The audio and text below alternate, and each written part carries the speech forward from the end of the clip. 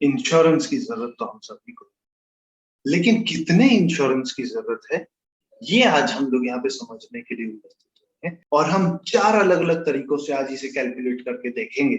सबसे आसान तरीके से लेके जो सबसे डिटेल्ड तरीका है वहां तक हम आपको आज लेके जाएंगे। मैं हूं आपका certified financial planner Hemant Agarwal. आइए सबसे पहले सबसे आसान तरीके की बात करते हैं, वो है 10x रूल।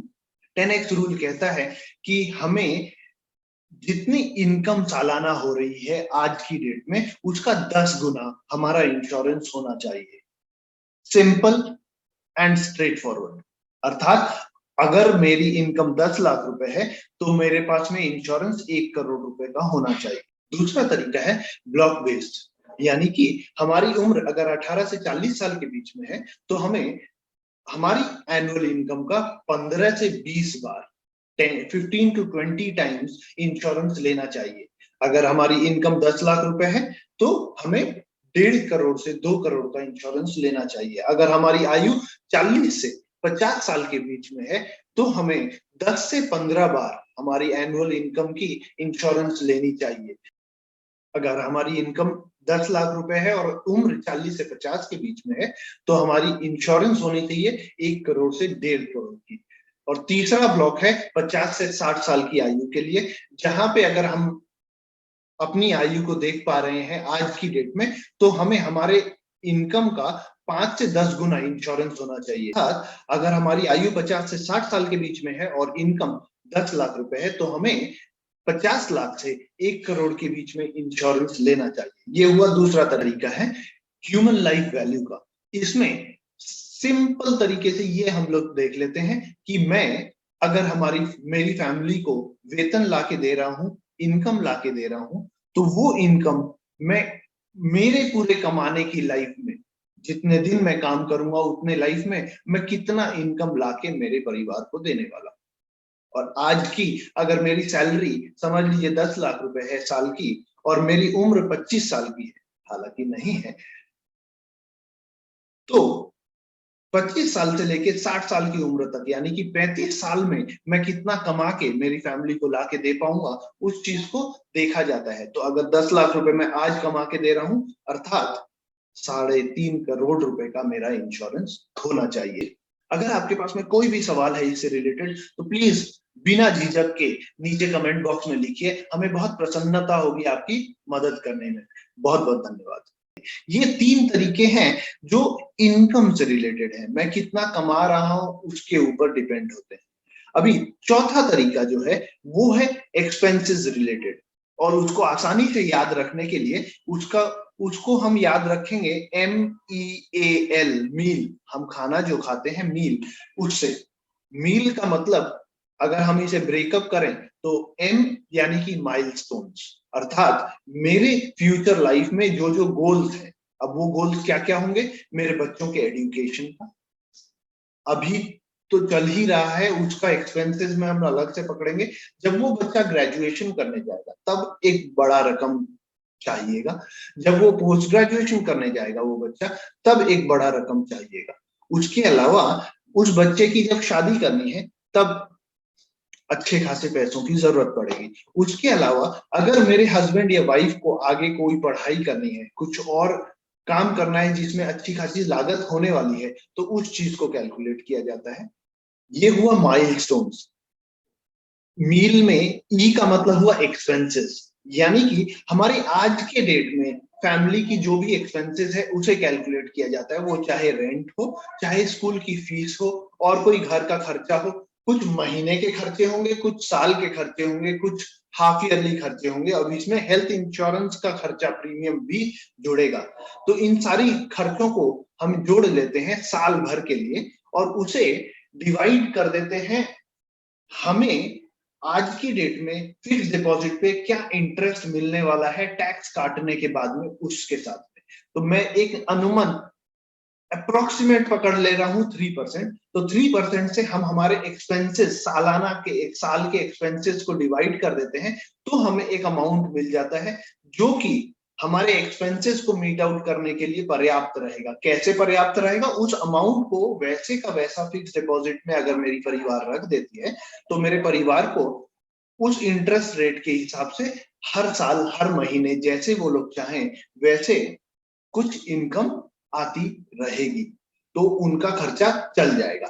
अभी ये हुआ ई एक्सपेंसेस। अब हम लोग तीसरे पायदान पे यानी कि ए पे पहुंचते हैं। तो मील का ए होता है एसेट्स। अभी एसेट्स में हमें ये देखना है कि हमारे पास में आज क्या है।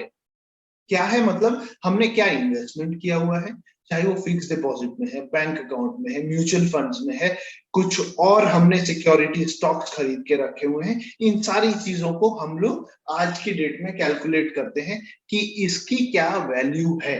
अब इसको कैलकुलेट करने में भी हम थोड़ा सा और साइंटिफिकली जा सकते हैं, और वो साइंटिफिकली ये तरीका है कि जो हार्ड कैश मेरे पास है, यानी कि जो आराम से मैं पैसे निकाल सकता हूं कोई भी अकाउंट से, कोई भी फोलियो से, म्यूचुअल फंड के फोलियो से, फिक्स डिपॉजिट से, सेविंग्स बैंक अकाउंट से, इन सारी चीजों को मैं 100% काउंट करता हूं कि मेरा ये एसेट इतना ही है।